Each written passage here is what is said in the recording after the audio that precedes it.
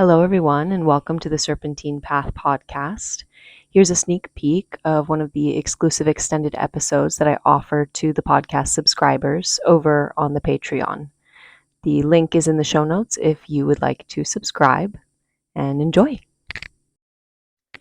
Hello, everyone. Hopefully, you've gotten a chance to already listen to the episode Women Carry the Seeds, which is all about going through the process of healing a lot of my birth trauma in my lineage from medicalized hospital births and uninitiated motherhood. I know that I touched on some very intense and heavy stuff in that episode. So, as I said in the episode, take care of yourself as best as you can. In this extended episode, as I mentioned in the podcast, in the episode, is that I'm going to be sharing a little bit more about how I learned about birth as an altered state of consciousness. So I want to begin by sharing a vision that I had almost a year ago. More than a year ago at this point, in ceremony.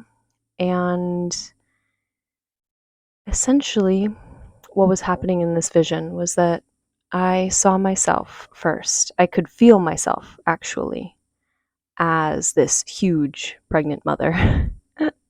My belly was gigantic, and I felt myself in a very quiet little cabin, wooden cabin, on a mattress on the floor in the middle of the room, alone. And I could feel my partner around somewhere in this space, but he wasn't directly, next to me or touching me or anything. I feel like he was kind of in the corner. And in the vision, I was naked and I was going through the process of labor.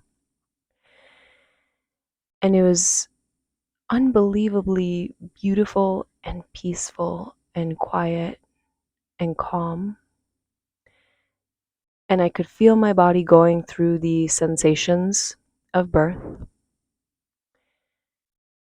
And I felt myself both being entirely physically present in those sensations, and also I felt my soul and my spirit traveling to all these different dimensions, all these different worlds. And I was singing in the vision. I wasn't singing in ceremony, but in the vision I was singing.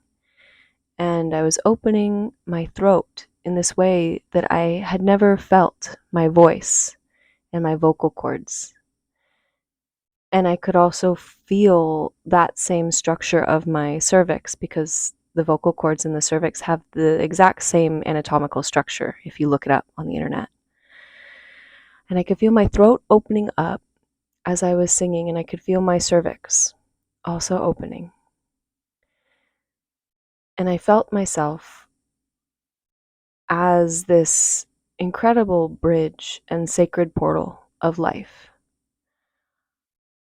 opening up and traveling to all these worlds, all these different worlds, and taking in all of I don't know how to explain it other than like the birthing technologies of all of my ancestors, and all of the times that I had given birth before, and all of the women in my lineage, and all the mothers who had come before me who had given birth before.